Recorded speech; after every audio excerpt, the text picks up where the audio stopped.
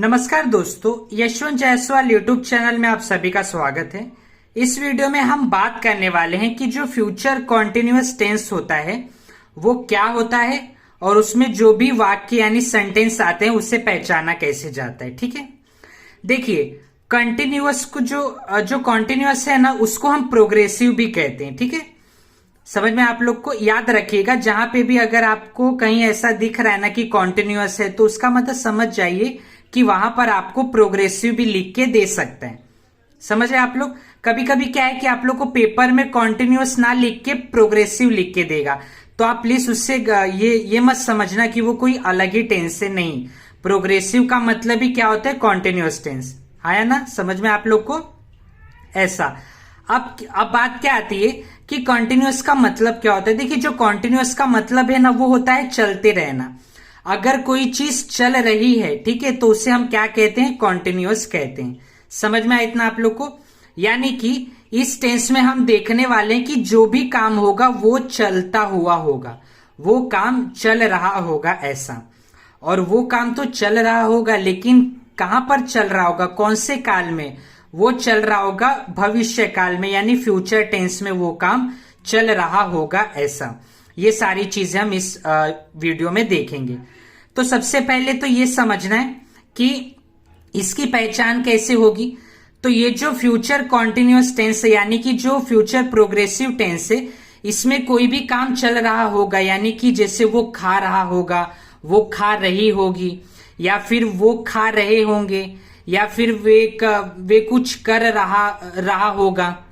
समझ रहे आप, जैसे रहा होऊंगा, रही होगी, या फिर रहे होंगे, या फिर रहा होऊंगा, ऐसा भी जैसे कि अभी मैंने आपको बताया। देखो, रहा होगा, रही होगी, रहे होंगे, या फिर रहा होऊंगा, ऐसा भी देखो यहां पर भी दिया, ऐसा भी कुछ आपको आ सकता है। यानी आपको बेसिक खाली क्या समझना है कि कोई जो काम है ना वो चल रहा है। क्या है, चल रहा है, और उसके पहले रहा होगा, रहे होंगे, ऐसे कुछ उसके आपको सेंटेंस के अंत में आपको देखने मिलेंगे। ठीक है, अब बात क्या आती है कि इस टेंस में चलो इतना तो हम समझ गए, लेकिन क्या ये समझने के लिए काफी है? तो देखो, इतना तो फिलहाल आप थोड़ा बहुत तो समझ गए, इतना तो काफी है, लेकिन कुछ चीजें और है जो मैं आपको धीरे धीरे वीडियो में बताता रहूंगा। ठीक है, तो चलिए वीडियो को शुरू करते हैं। तो देखिए, ये जो मैं वीडियो आपको बता रहा हूं फ्यूचर कॉन्टिन्यूअस टेंस के लिए, इसमें मैं आपको बता रहा हूं अफर्मेटिव के लिए, यानी ऐसे सेंटेंस जो पॉजिटिव में होंगे। इस टेंस के अंदर जो भी हम बात करेंगे, देखो उसमें हम बात तो ये करेंगे कि काम तो चल रहा है, लेकिन वहां पे भी एक चीज क्या ध्यान देना है कि वो अफर्मेटिव के लिए, यानी पॉजिटिव सेंटेंसेस के लिए। ठीक है, इसके बाद में अगले वीडियो में नेगेटिव सेंटेंसेस के लिए आपको बताऊंगा। समझ गए आप लोग। अब चलिए, जो अफर्मेटिव सेंटेंसेस है इस वीडियो में, उसके लिए नियम यानी रूल क्या है वो देखते हैं। देखो, रूल ये है, सबसे पहले तो आएगा सब्जेक्ट, यानी आपका कर्ता आएगा, जो काम करने वाला है वो आएगा। उसके बाद आएगा विल, और शाल के साथ आएगा बी, यानी विल बी और शाल बी दोनों ही ऐसे लग सकते। ये क्यों लगेंगे, ये आपके हेल्पिंग वर्ब हैं। फ्यूचर कंटिन्यूअस टेंस में आपका जो हेल्पिंग वर्ब आता है वो आता है विल बी, शाल बी। समझ रहे आप लोग। इसके पहले हमने देखा था फ्यूचर इंडेफिनिट टेंस, उसमें क्या आ रहा था, विल और शाल आ रहा था। लेकिन जब हम फ्यूचर कंटिन्यूअस टेंस देखेंगे तो इसमें आता है विल बी और शाल बी, ऐसे आते हैं। समझ में आप लोग को। अब उसके बाद क्या आएगा, वर्ब आएगा, उसका वर्ब का फर्स्ट फॉर्म आएगा, लेकिन सिर्फ वर्ब का फर्स्ट फॉर्म नहीं आएगा, उसके साथ आईएनजी लगा हुआ आएगा। आईएनजी क्यों लगा हुआ आ रहा है, क्योंकि फ्यूचर टेंस में काम चल रहा होता है ना। तो अगर कोई काम चल रहा है, तो मैंने आपको पहले की भी वीडियो में बता चुका हूं, अगर कोई काम चल रहा है ना तो वहां पे वर्ब के साथ आईएनजी लगेगा, और जरूर लगेगा। ठीक है, तो इसके लिए ये आप समझ गए। तो क्या हो गया, वर्ब के साथ, वर्ब का फर्स्ट फॉर्म, उसके साथ आईएनजी लगेगा। फिर उसके बाद अंत में आएगा आपका ऑब्जेक्ट। क्या आएगा, आपका ऑब्जेक्ट आएगा।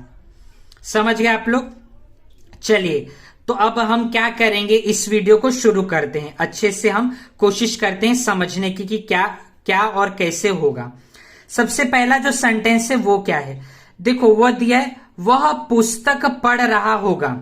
समझ में आ रहा है। अभी मैंने आपको क्या बताया कि देखो कंटिन्यूअस में कोई काम चल रहा होगा, यानी जो फ्यूचर में कोई भी काम है ना वो चल रहा होगा। अब इसका मैं कुछ आपको थोड़ा बहुत एग्जांपल दे देता हूं, फिर उसके बाद हम सेंटेंसेस को शुरू करते हैं जिससे आपको और अच्छे से समझ में आ जाए।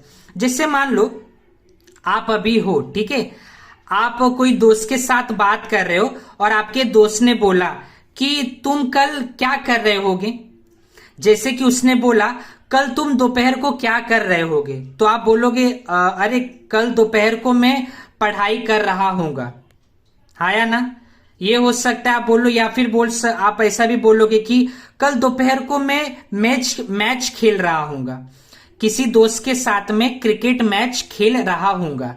यानी आपने क्या बोला कि आपने पहले तो आपने फ्यूचर के बारे में बताया कि मैं खेल रहा हूंगा, और बाद में आपने ये बताया फ्यूचर के साथ कि मैं उस टाइम में ना, फ्यूचर में जो आपने समय बताया उस समय में आप वो काम कर रहे होगे। जैसे कि आपके दोस्त ने पूछा ना कल तुम दोपहर में क्या कर रहे होगे, तो आपने बोला कि कल मैं दोपहर को क्रिकेट मैच खेल रहा हूंगा। यानी आपने फ्यूचर की भी बात बताई और आपने ये भी बताया कि उस फ्यूचर में मैं खेल रहा हूंगा, ऐसा समझ में आया। तो कोई काम आप बताते हो कि मैं फ्यूचर में कर रहा हूंगा और वो काम आप कर रहे होते हो फ्यूचर में, समझे। तो उस चीज की बात हम यहां पर देखेंगे, समझ में आप लोग को ऐसा। तो देखो पहला क्या है, पहला है वह पुस्तक पढ़ रहा होगा, यानी कोई काम है जो वो कर रहा होगा ऐसा। अब वो क्या काम है, पुस्तक पढ़ने का काम है। तो देखो सबसे पहले हम क्या देखेंगे, सबसे पहले हम सब्जेक्ट देखेंगे। सब्जेक्ट क्या है हमारा, वह पुस्तक पढ़ रहा होगा यानी वहां पे एक लड़के की बात हो रही है। किसकी बात हो रही है, लड़के की, यानी वहां पर मेल की बात हो रही है। अगर कोई लड़का है, मेल है, तो उसकी बात हो रही है, तो वहां पे हम क्या लगाएंगे, ही लगाएंगे। क्या लगाएंगे, ही, HE। देखिए इन सब का जो जिक्र है ना वो मैंने पहले की वीडियो में भी कर चुका हूं, तो उस वीडियो का भी जो लिंक है मैं ऊपर आई बटन में दे दूंगा, जिससे आप समझ जाओ कि ही के यानी लड़का है, कि लड़का अगर है तो उसके लिए क्या लगेगा, और अगर लड़की है तो उसके लिए क्या लगेगा। या फिर अगर कोई चीज निर्जीव है जिसमें जान नहीं है, यानी कि जो नॉन लिविंग थिंग है, तो उसके लिए क्या लगेगा। तो ये सारी चीजें मैंने उस वीडियो में बता चुका हूं, तो उस वीडियो का लिंक मैं ऊपर आपको आई बटन में दे दूंगा, प्लीज आप वो वीडियो जरूर देख लीजिएगा। चलिए, तो अब हम समझ गए लड़का है तो उसके लिए ही आ गया, यानी सब्जेक्ट आ गया ही। उसके बाद क्या होगा, हम क्या हेल्पिंग वर्ब लगाएंगे, तो ही है। तो मैंने आपको देखो पहले की वीडियो में बता चुका हूं, आई और वी इन दोनों के साथ क्या लगता है, शाल लगता है, लेकिन उसके अलावा जो भी होंगे उन सब के साथ क्या लगेगा, विल लगेगा। सही बात है। तो यहां पे क्या हो जाएगा, ही विल। अब उसके बाद क्या लगेगा, बी लगेगा, बी, तो ही विल बी। अब देखो वर्ब, उस वर्ब का फर्स्ट फॉर्म देखना और उसके साथ आईएनजी लगाना है। तो यहां पे देखिए वर्ब क्या होगा, क्या बोला है, वह पुस्तक पढ़ रहा है। देखो वो काम कर रहा है, वह क्या एक सब्जेक्ट है, वो काम कर रहा है। काम करना यानी क्रिया करना, यानी वर्ब करना, ठीक है। तो वो क्या कर रहा है, पढ़ने का काम कर रहा है। समझ में आ रहा है आप लोग को, वो काम कर रहा है, लेकिन कौन सा काम कर रहा है, पढ़ने का काम कर रहा है। तो यहाँ पे पढ़ना क्या हो गया, एक वर्ब हो गया। पढ़ना को इंग्लिश में कहते हैं रीड करना। क्या करना, रीड करना। देखो वो एक पुस्तक पढ़ रहा है ना, तो यहाँ पे क्या हो गया, रीड हो गया। आप लोग यहाँ पे स्टडी भी लगा सकते हो, ऐसा नहीं है कि अगर आप लोग स्टडी लिखोगे तो गलत हो जाएगा, ऐसा नहीं, स्टडी भी चलेगा। लेकिन क्या है ना कि यहाँ पर मैं उस सेंस में बता रहा हूं, यहाँ पे वो पुस्तक पढ़ रहा है तो एक सेंस की बात आती है, तो वो चीज अच्छा लगे, एक सेंस बने, इसके लिए मैं यहाँ पे रीड लिख रहा हूं। तो क्या हो जाएगा, रीड हो जाएगा आपका वर्ब का फर्स्ट फॉर्म, लेकिन उसमें आईएनजी लगा देंगे तो क्या हो जाएगा, रीडिंग। तो he will be reading, READING, reading, he will be reading. उसके बाद ऑब्जेक्ट क्या आ जाएगा, देखो वो रीड कर रहा है यानी वो पढ़ रहा है, लेकिन क्या पढ़ रहा है, पुस्तक पढ़ रहा है ना, हाँ या ना। तो क्या हो जाएगा आपका ऑब्जेक्ट, क्या हो जाएगा, पुस्तक यानी बुक। तो कैसे बोलेंगे, he will be reading a book, ठीक है। समझ में आप लोग को क्या हो गया? He will be reading a book, यानी वह पुस्तक पढ़ रहा होगा। समझ में आप लोग को? तो जो हिंदी में दिया था उसको मैंने क्या किया, इंग्लिश में बदल दिया। अब इंग्लिश में तो बदला, लेकिन आपको ये भी चीज है, आप इस सेंटेंस को पहचान भी कैसे लोगे? आपको मालूम है अंत में क्या रह रहा होगा, यानी आप पहचान गए कि वो किस में है, कंटिन्यूअस में। कौन से कंटिन्यूअस में? फ्यूचर कॉन्टिन्यूअस में। ठीक है, समझ गए आप लोग इतना? तो he will be reading a book ऐसा हो जाएगा इसका आंसर, यानी इसका जो उत्तर है वो ऐसा हो जाएगा जो मैंने लिखा। अब हम देखते हैं दूसरा वाला। दूसरा वाला क्या है? मैं अंग्रेजी सीख रहा हूंगा, यानी उसने क्या बोला है, मैं अंग्रेजी सीख रहा हूंगा, यानी उससे किसी ने पूछा या फिर वो किसी को बता रहा है कि हां मैं अंग्रेजी सीख रहा हूंगा ऐसा। अब इसको कैसे करेंगे? तो देखो सिंपल, कुछ ज्यादा हार्ड नहीं है, सिंपल ही है। आपको क्या करना है, सबसे पहले सब्जेक्ट देखना है। देखो मैं यहां पे दिया है मैं का मतलब क्या हो गया, आई यानी आई लिख दिया मैंने। उसके बाद मैंने आपको बताया था आई के साथ क्या लगता है, शाल लगता है, तो आई शाल, SHALL शाल। उसके बाद क्या लगेगा, बी, आई शाल बी, आया ना, आई शाल बी। उसके बाद क्या देखना है, देखो हमको देखना है वर्ब और उसमें ING लगाना है। तो देखो यहां पे वर्ब क्या होगा वो हम देखते हैं।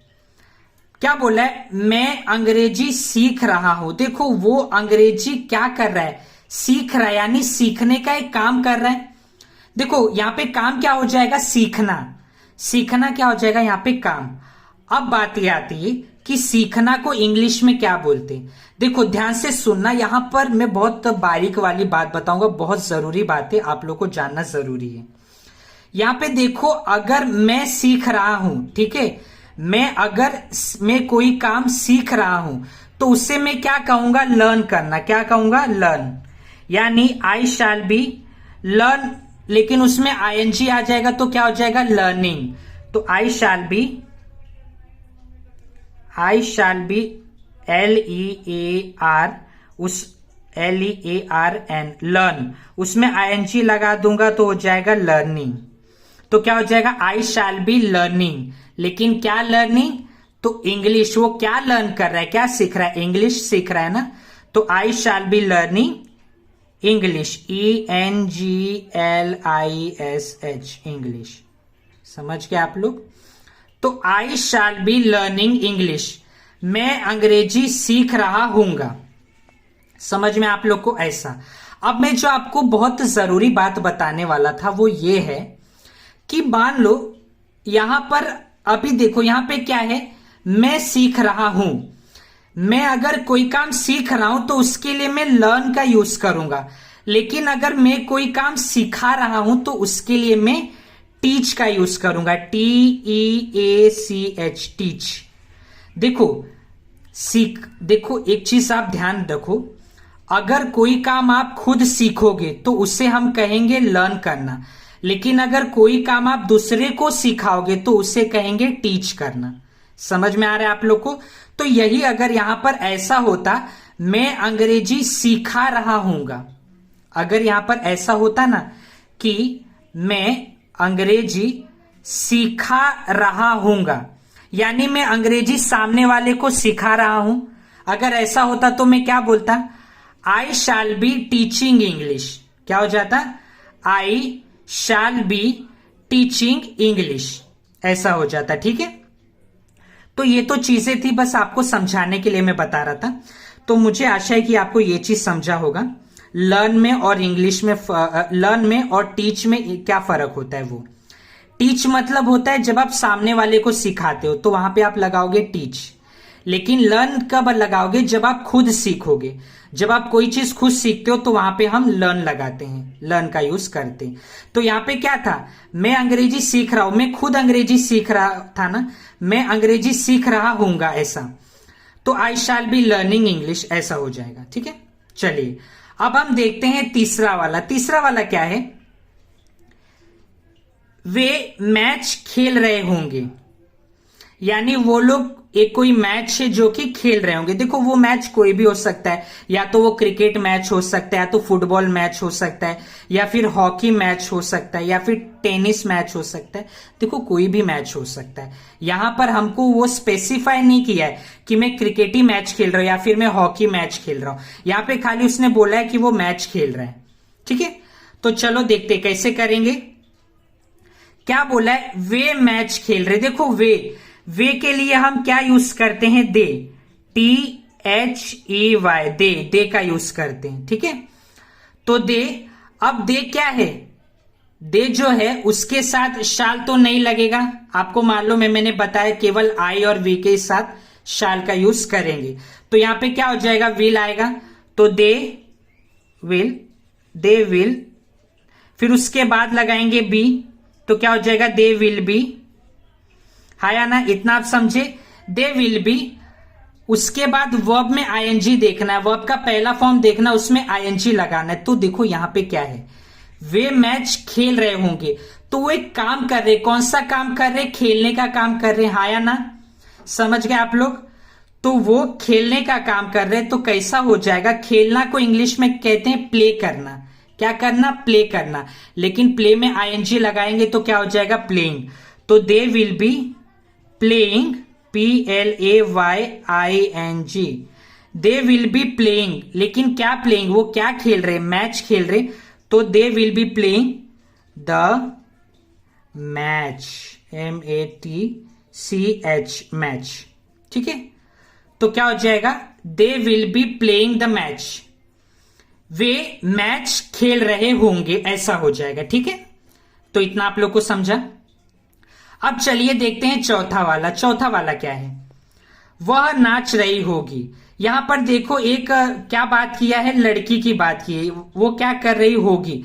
देखो पहले तो आप लोग सेंटेंस को समझ रहे हो ना, अंत में क्या रहा होगा, रहे होंगे, रही होगी, ऐसा आ रहा है। तो इससे आप लोग समझ गए कि वो सेंटेंस किस में है, फ्यूचर कॉन्टिन्यूअस टेंस में। ठीक है, इतना तो आप लोग समझ जा रहे हो। अब उसके बाद क्या देखना है, क्या हमको समझना है कि वो लड़का है या लड़की। तो देखो वह नाच रही होगी, ये क्या है, यहाँ पे एक लड़की की बात हो रही है, लड़की यानी फीमेल, तो हम उसके लिए क्या लगाएंगे, शी। क्या लगाएंगे, शी, SHE, शी। अब शी के बाद क्या लगेगा, आपको मालूम है विल भी लगेगा, क्योंकि शाल नहीं आएगा। इसके लिए क्यों नहीं आएगा, क्योंकि आई और वी के साथ ही केवल शाल लगता है। तो यहां पे क्या हो जाएगा, शी विल बी। ठीक है, क्या हो जाएगा, शी विल बी। उसके बाद वर्ब का फर्स्ट फॉर्म, उसमें आईएनजी लगाना है, तो क्या हो जाएगा, यहां पर देखो वर्ब क्या हो जाएगा, वो कौन सा काम कर रही है, नाचने का यानी डांस करने का काम कर रही है। सही बात है, वो एक डांसर है यानी डांस कर रही है। ठीक है, ऐसा, तो क्या हो जाएगा, शी विल बी, डांस में आईएनजी लगाओगे तो डांसिंग, तो शी विल बी डांसिंग। हाया ना, क्या हो गया, आप उसमें क्या लगा दोगे, तो वर्ब में आईएनजी लगा दोगे तो डांसिंग हो जाएगा। अब उसके बाद कोई ऑब्जेक्ट है यहां पर, तो देखो यहां पर कोई भी ऑब्जेक्ट नहीं है, ये आपको ध्यान रखना है। वह नाच रही होगी, बस इतना ही है। तो वह एक सब्जेक्ट था तो लग गया शी, आपने हेल्पिंग वर्ब लगाया। उसके बाद क्या काम कर रही होगी, डांस करने का, तो हमने वर्ब में आईएनजी लगा दिया तो डांसिंग। ये आपका हो गया पूरा चीज समाप्त, यानी कंप्लीट हो गया। तो शी विल बी डांसिंग, क्या हो जाएगा, शी विल बी डांसिंग, ऐसा हो जाएगा। ठीक है, तो देखिए ये चीजें कैसे हमने हिंदी से इंग्लिश में कैसे किया, आपको, मुझे आशा है कि आपको ये चीजें समझ में आई होगी। लेकिन अगर आपका कोई भी डाउट है तो प्लीज आप कमेंट सेक्शन में मुझे जरूर बताना, मैं उसे सॉल्व करने की पूरी कोशिश करूंगा। तो चलिए, अगर आपको ये वीडियो पसंद आया हो तो प्लीज लाइक और शेयर करना ना भूलें। और अगर आपको ये वीडियो अच्छा लगा हो, चीजें पसंद आई हो, मेरा वीडियो देखने के लिए आप सभी लोगों का धन्यवाद। तो अगर आपको ये वीडियो बहुत अच्छा लगा हो या फिर थोड़ा बहुत भी अच्छा लगा हो तो please Yashwant Jaiswal YouTube channel को सब्सक्राइब करना ना भूलें। अगले वीडियो में मिलते हैं नेगेटिव सेंटेंसेस के साथ, तब तक के लिए धन्यवाद। जय हिंद।